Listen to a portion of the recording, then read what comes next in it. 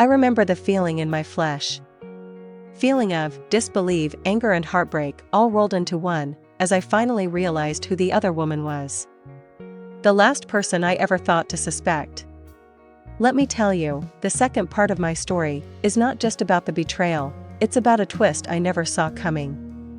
So, imagine this, I just forgave Kwame for betrayal few months ago, and we were trying again and we seemed to be on the right path this time. Or at least, that's what I thought. This is something I'll never forget.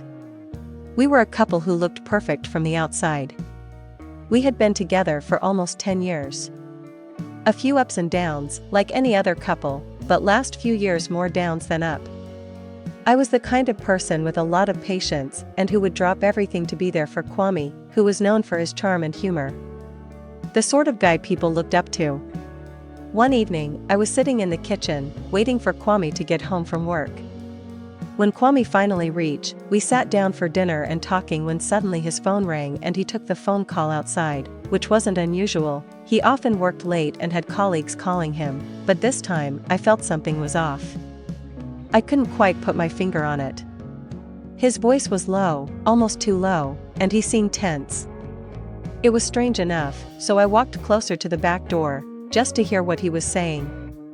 I wasn't proud of it, but hell, I just recently went through this, and something in my gut told me I needed to listen.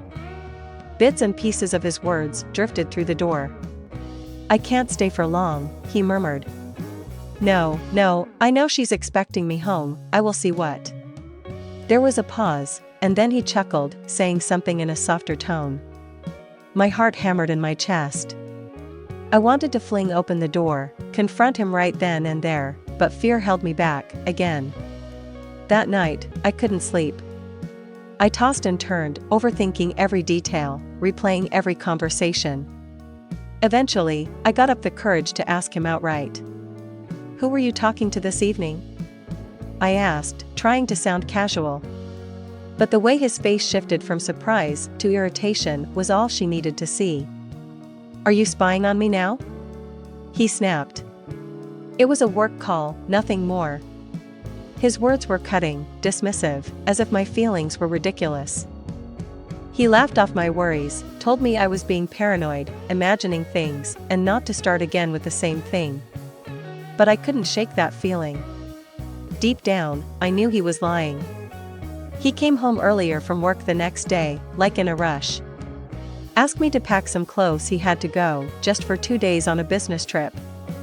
I was surprised and shocked, because this trip came out of nowhere. He said, it's a last-minute thing, just for a few days, and to just help him pack. I helped him pack. I even dropped him off the airport. After 2 hours he called me. He told me he got to the hotel called Trophy, and that he will call me a bit later. Another 2 hours passed, I decided to call. He picked up the phone with an angry voice. He told me that I should wait, that he is busy now, and he would call me back, and just closed the phone. I didn't like his tone at all. After 10 minutes, he called me back. He talked with a very calm voice. He said, "Sorry for just now, he was in a meeting, but it's all good now. He is going to have dinner and call me back later." One thing struck me, he never says sorry. Later on he called me. We had a nice conversation and he told me that he was going to sleep now, because he is pretty tired. One thing's about Kwame with phones, when he calls someone, he doesn't closes the phone call, he expects the other person to do so. Which this time, something told me not to do so. So I kept the phone open. After a while, I heard him snoring. I thought to myself that I was being stupid and feeling silly, because look how he was peacefully sleeping. Until I heard something I didn't want to hear. I heard a knock on the door. I thought, what is going on? That can't be right, but then I heard footsteps to the door and the door opening with a cracking noise. I heard Kwame saying, "Come in." I was in disbelief. I thought, what the hell? I think because he was far from the phone, I couldn't hear what they were saying. I start recording the conversation on a recorder. It was very vague, but then I heard the footsteps coming closer to the phone, and this sound was coming from high heels. They start talking about having sex, but the woman said that she don't have condom and remember she has her husband, Angelo, so no sex without condom.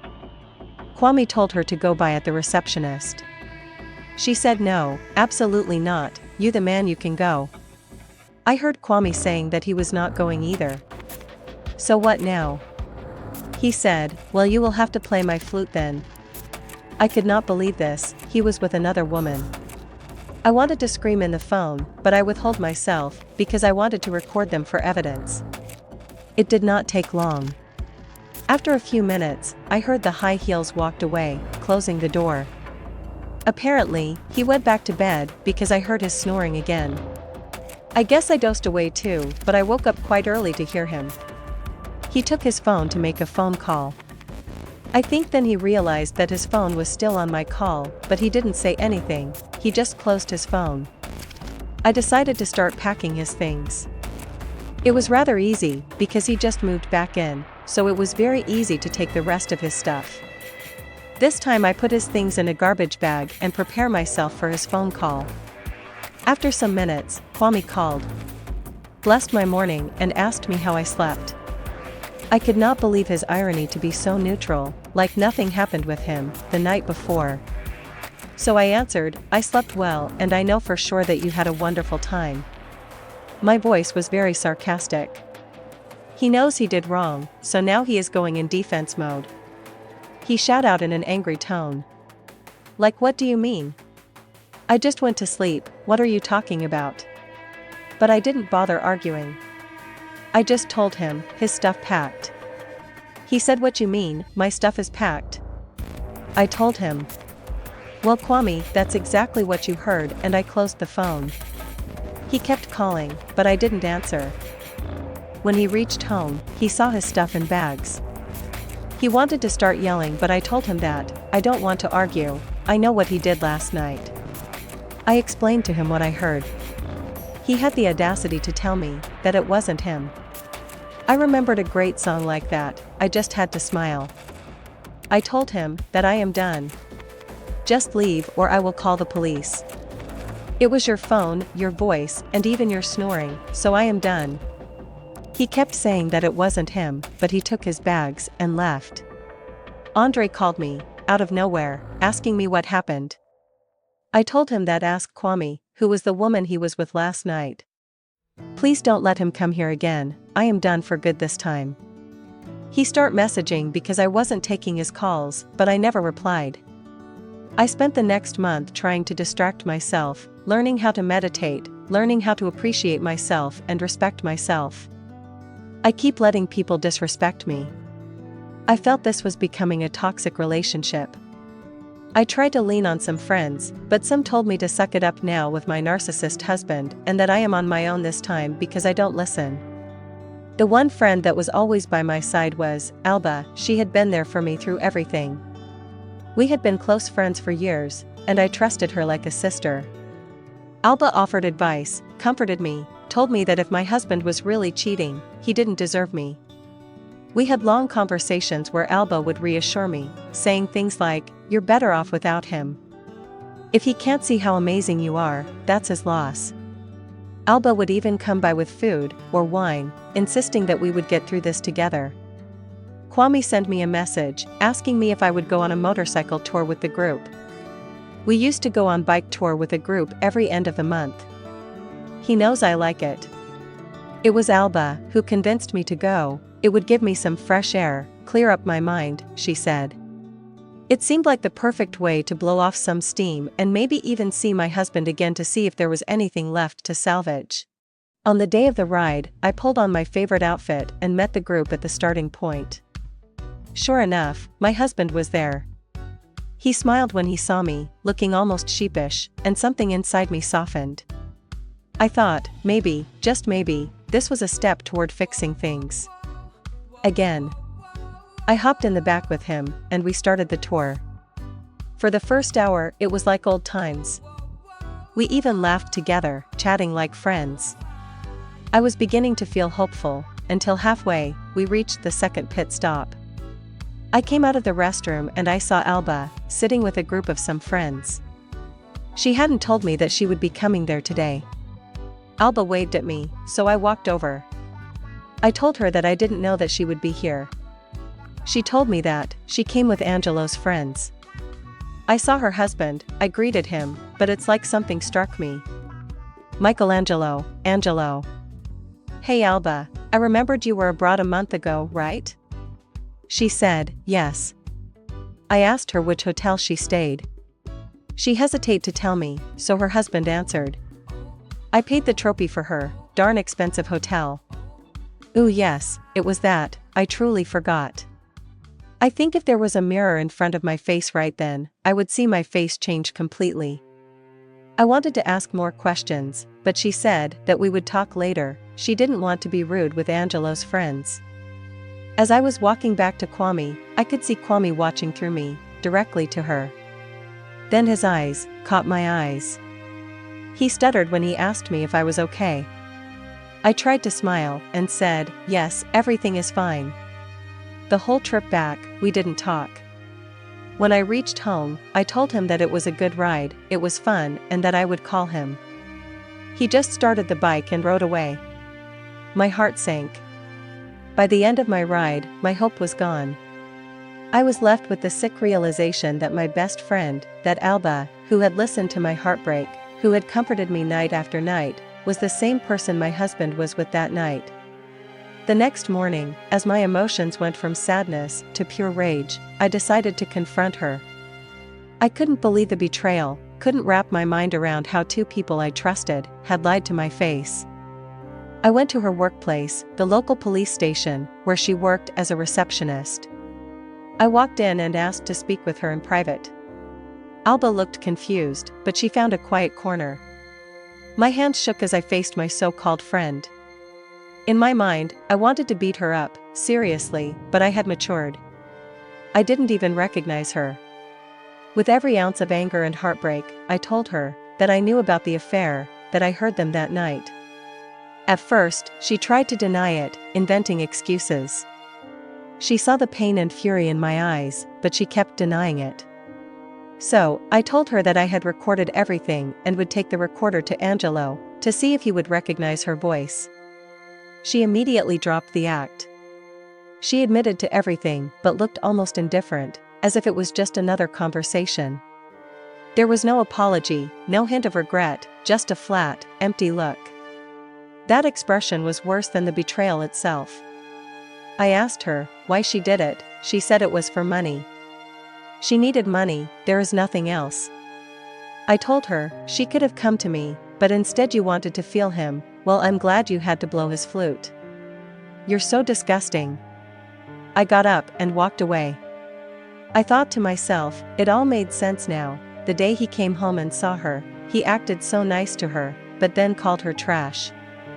I didn't even reach to my car. A fellow friend, police officer Tony, called me, that if I could come by his office. I asked him, why? He said to just come and talk some things with him. So I went.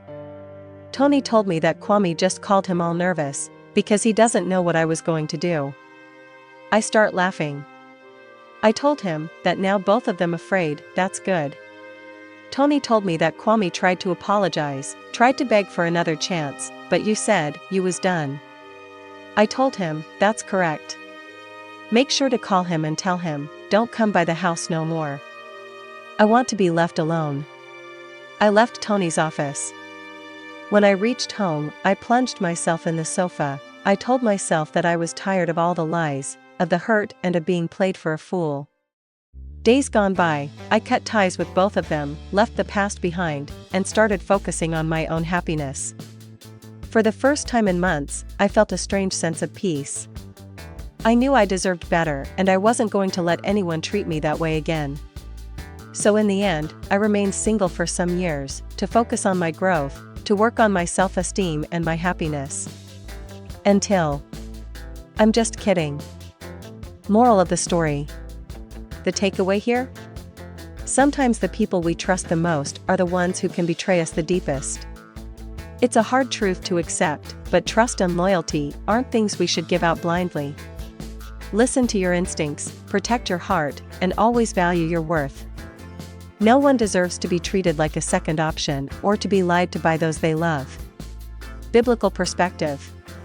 From a biblical view, Proverbs 27 verse 6 reminds us, "Faithful are the wounds of a friend, profuse are the kisses of an enemy." Sometimes, betrayal comes dressed as friendship or love, and it's only through painful experiences that we can truly see people for who they are. In situations like these, it's important to rely on wisdom, faith, and courage to move forward and find peace. My opinion. Sometimes the biggest enemy is sleeping right next to you. Even though is your own partner, but they can be the biggest rival, because they envy you. There is a famous song that says it all, your best friend can be your worst enemy, because they know all your secrets. When you are not friends anymore, all your secrets can get out there on the streets. So sometimes it's just good to suck it up yourself and try to move on, because in the end, the one that has to change and improve is you and only you. What also helps is therapy. Therapy can guide you, but still in the end, it is all you.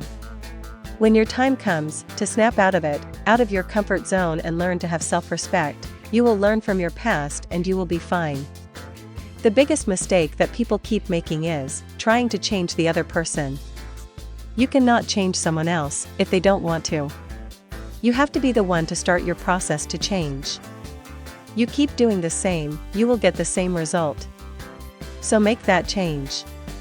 That's another good song. Thank you for joining us for this cautionary tale of trust and betrayal. If you enjoyed this story or learned something valuable, please hit the like button and share it with your friends. Don't forget to subscribe to our channel for more stories like this one, and make sure to click the notification bell so you never miss an update.